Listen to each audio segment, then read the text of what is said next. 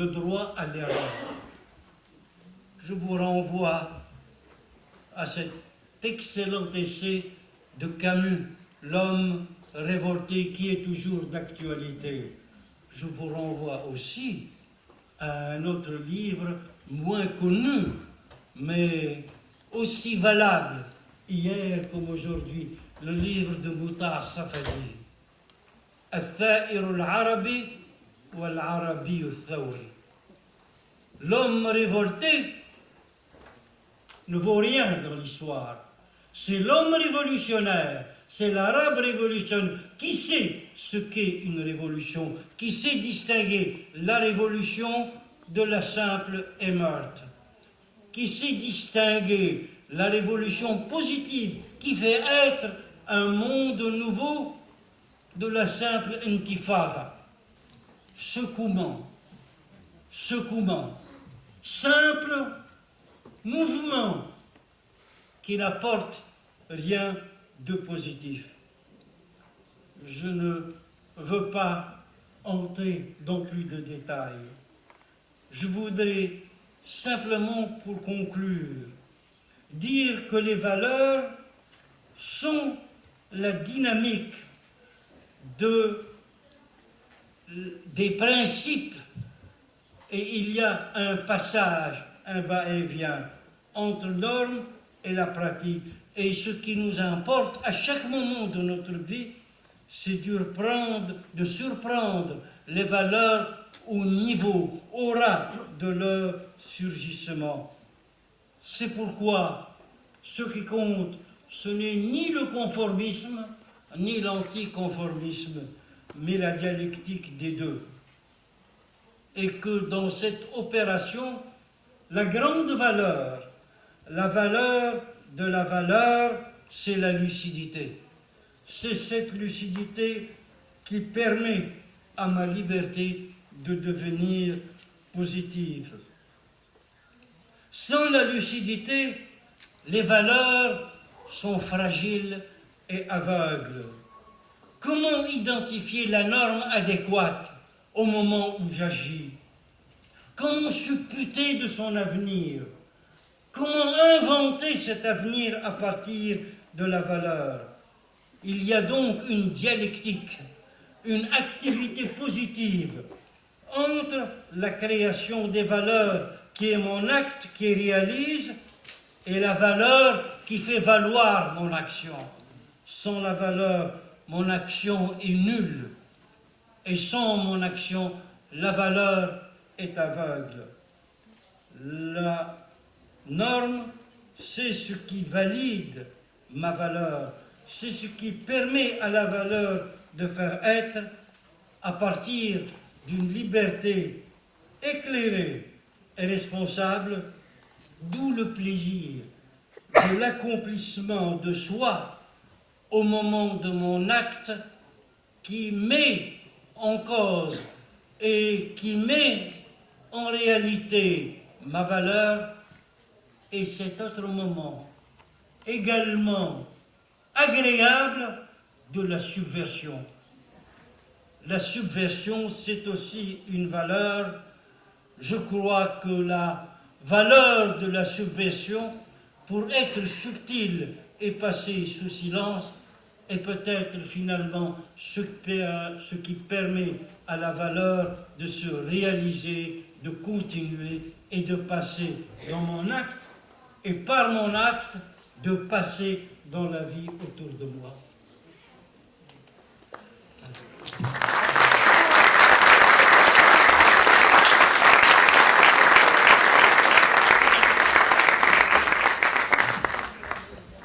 Merci, cher professeur Abdelwahid. J'aurais beaucoup de choses à dire, surtout sur la subversion, je crois, et sur la ruse par rapport aux valeurs, et cette manière avec laquelle vous analysez surtout, je dirais, cette manière de pervertir les valeurs, de les contourner, de faire avec aussi parfois. Mais je vais peut-être m'abstenir de parler, je vais respecter le programme et donner la parole aux trois discutants, en commençant par Selsebi, voilà, qui parlera peut-être à partir de son point de vue de juriste essentiellement, je pense. Voilà. Merci, Monsieur le Président. Président, Mesdames, Messieurs, que dire, professeur Bouhdiba, après cet exposé dense, mais en fait très difficile de poursuivre cette séance et cette discussion. Mais cependant, je vais, comme l'a dit mon ami Linette, prendre la chose du point de vue du juriste, point de vue très trivial, je le reconnais, mais cela permettra peut-être de voir les choses, je ne dirais pas autrement. Je me suis arrêtée sur bien des points sur lesquels vous avez basé votre exposé. Des concepts m'ont beaucoup interpellé: liberté, responsabilité, subversion, valeur authentique, valeur factice. Aujourd'hui, plus que jamais, aujourd'hui en Tunisie, plus que jamais. Alors, que dire maintenant, que dit le juriste des valeurs et des normes? Alors, pour le juriste, les normes constituent en fait un outil pour la structuration de la société, pour la structuration des relations sociales, mais les normes juridiques sont parfois perçues comme étant, je vais faire un emprunt, un monstre froid, parce qu'elles sont perçues parfois comme étant indifférentes par rapport aux valeurs, ou en tout cas, elles n'érigent en valeur que ce qu'elles portent en elles-mêmes, et je parle ici surtout des normes positives, des normes du droit positif. Je ne parle pas d'un autre ordre juridique qui pourrait être fondé sur un ordre religieux, sur le sacré. Vous avez parlé du sacré, vous avez parlé en posant la question d'où viennent les valeurs de Dieu, de l'individu, de la société, de l'État, du Père. Alors pour en revenir à l'État maintenant, dans un ordre juridique positif, c'est l'État en fait qui est appelé à produire le droit, et c'est l'État qui est appelé à produire donc de la valeur. Sauf que, en fait, aujourd'hui, et je vais parler de l'expérience tunisienne, du vécu tunisien aujourd'hui, ce rôle de l'État dans la production des normes et dans la production des valeurs est devenu un peu compliqué. Un peu compliqué parce que dans l'État, nous vivons aujourd'hui un éclatement des acteurs étatiques. Nous le vivons heureusement ou malheureusement, ça dépendra du point de vue, puisque nous sommes censés aujourd'hui accéder à un début de démocratie. Donc nous sommes dans un processus de production normative auquel nous ne sommes pas habitués. Nous avons plusieurs acteurs qui se revendiquent chacun de sa légitimité dans la proposition des valeurs sur lesquelles doivent être fondées ces normes. Mais ce n'est pas tout. Le paysage des acteurs de production des normes et des valeurs est encore plus complexe, puisque la société elle-même s'improvise comme étant pas toujours l'acteur qui appuie l'État, mais au contraire l'acteur qui contredit l'État dans son processus de production des normes. La société civile aujourd'hui, l'individu aujourd'hui, l'individu en Tunisie se découvre, on découvre son individualité, on découvre son propre ordre normatif, on découvre son propre ordre de valeurs, et on revendique son droit donc à contribuer à la production de ces systèmes normatifs. Et donc là, évidemment, il y a beaucoup de difficultés à gérer tout cela. Tout cela est vécu de manière différente par les uns et par les autres, par les acteurs étatiques, mais également par les acteurs sociaux, et par les acteurs sociaux dans un système qui est aujourd'hui ouvert, dans une société ouverte où chacun a droit à la parole, où chacun a droit évidemment à proposer, à mettre donc sur le marché des valeurs, puisque vous avez parlé aussi de la lecture économique de la question des valeurs et des normes. Donc chacun a le droit de proposer son propre système normatif, de proposer ses valeurs. Et alors pour en revenir à votre dichotomie entre les valeurs authentiques et les valeurs factices, le problème aujourd'hui c'est que nous assistons à une espèce de nivellement, puisque tout a le droit d'être là, et chacun se pose la question: pourquoi est-ce que votre système de valeurs à vous devra prévaloir sur le mien? Et évidemment, en principe, dans un État bien structuré, dans un État où il n'y a pas beaucoup de problèmes de légitimité, ce qui est notre cas aujourd'hui, ce qui n'est pas notre cas aujourd'hui. Nous avons un problème de légitimation et de l'État, et de ses représentants, et de ses institutions. Évidemment, dans ce système, le problème, c'est de trouver le médiateur. Le médiateur, c'est celui qui va trancher dans la détermination du système de valeurs qui va prévaloir dans la gestion de la cité, dans la gestion des rapports entre les différents acteurs dans la cité.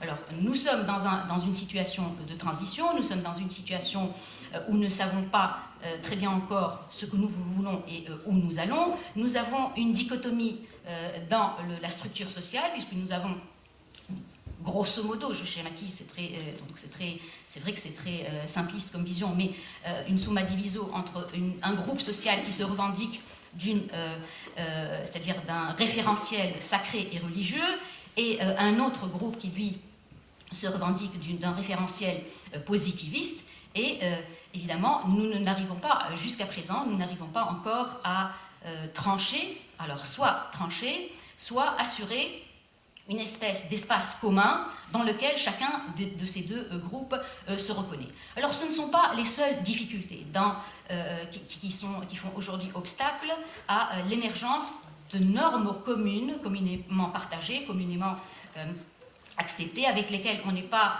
nécessairement appelé à ruser, puisque effectivement chacun de nous essaye de tirer le meilleur parti de ce qui est, ou alors de pousser un petit peu dans son sens.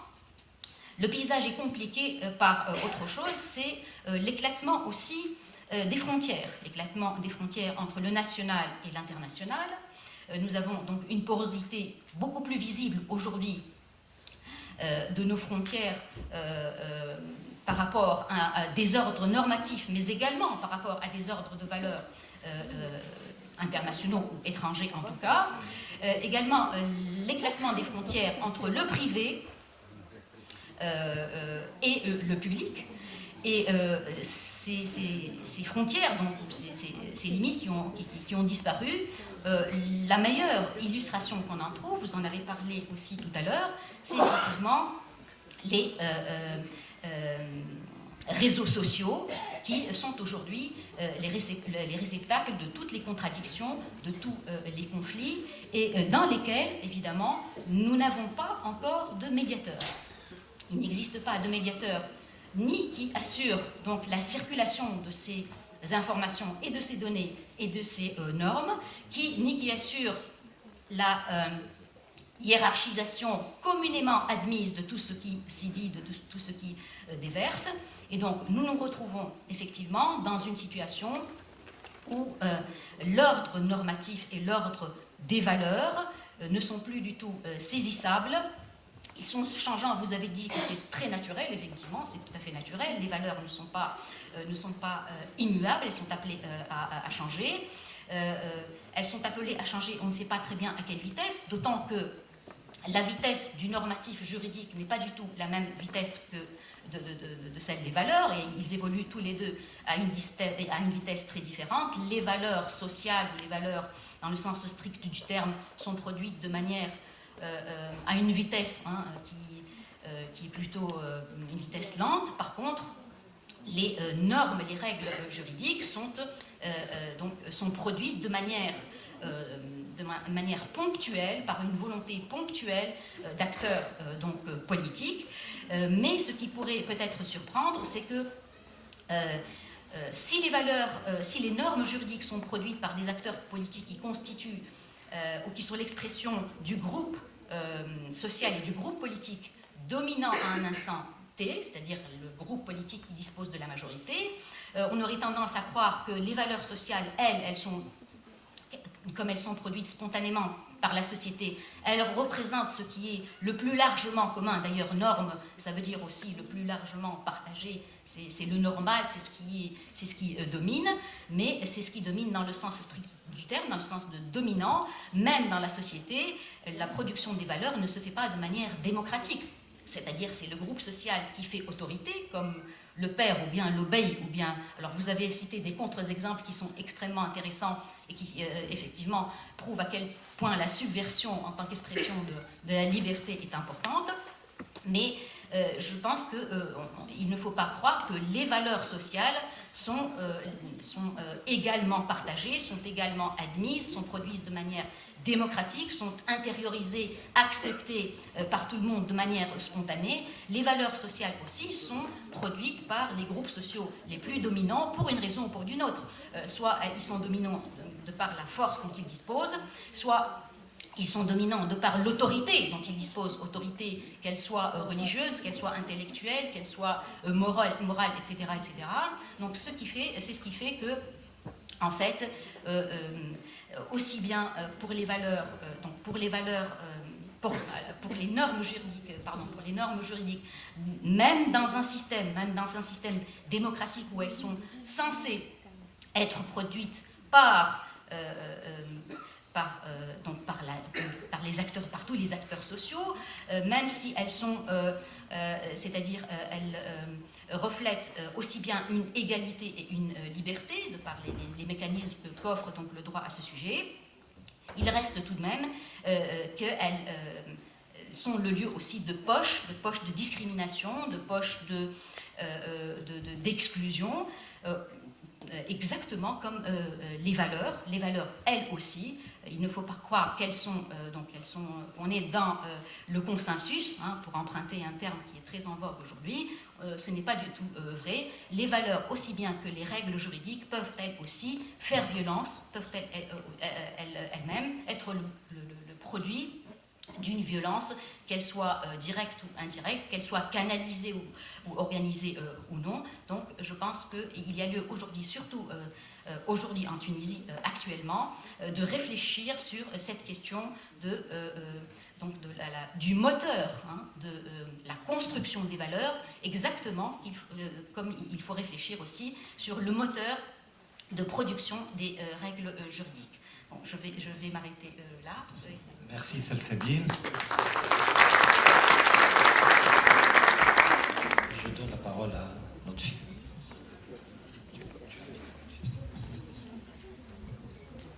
Merci. Donc, je voudrais justement rester un petit peu justement dans ce que je prétends savoir faire, donc, puisque c'est par rapport à la discipline justement qui m'échoue justement que je parle. Donc, pour moi, le plus important, c'est de savoir contextualiser, mais aussi savoir contextualiser la norme et la valeur, mais aussi essayer un petit peu justement de décortiquer le discours, de le déconstruire et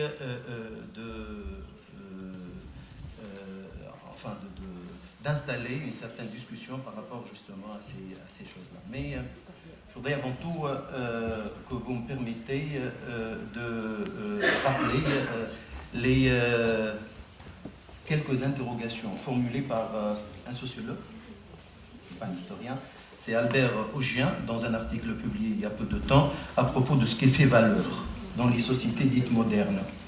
Est-ce que c'est les valeurs héritées, telles que l'autorité, la famille, la religion, la patrie, ou celles orientées vers le futur, telles que la liberté, l'égalité, le droit, la laïcité, la république ou la raison?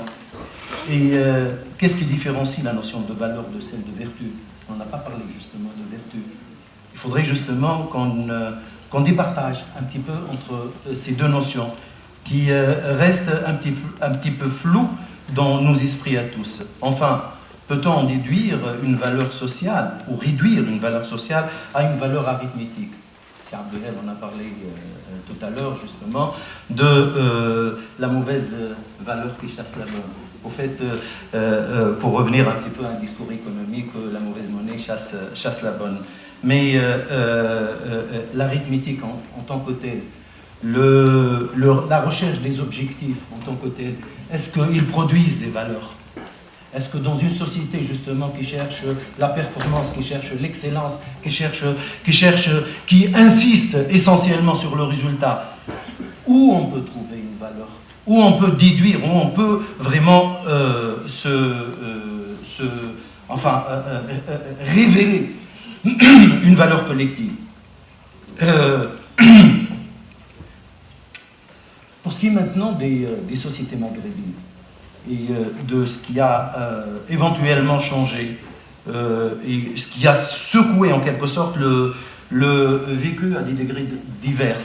Si on revient un petit peu justement aux conclusions de Feu Abdelkader Zghal, on se rend compte que la chose la plus importante qui s'est passée justement dans la société tunisienne est la sécularisation muette des normes et des valeurs. Je trouve que cette phrase est heureuse, parce que justement, elle insiste sur la pratique, elle insiste sur le vécu, beaucoup plus qu'elle insiste justement sur ce qui est canonisé, ce qui est mis dans les textes. On peut écrire des très très beaux textes, on peut écrire des constitutions vraiment parfaites, on peut toujours justement broder sur la bonne séance et tout ça, mais le vécu c'est autre chose. Et lorsqu'il est muet, il est beaucoup plus pertinent et beaucoup plus important. Je reviendrai aussi sur 4 indices, si vous le permettez, qui me permettent à moi, l'apprenti historien, de confronter un petit peu mes hypothèses avec celles des philosophes, mais aussi des sociologues, des anthropologues, etc. Nous sommes dans un contexte de pluridisciplinarité, de multidisciplinarité. Nous essayons un petit peu de discuter en essayant de créer des transversales. C'est pas évident, c'est pas toujours évident. Pour l'historien, le plus important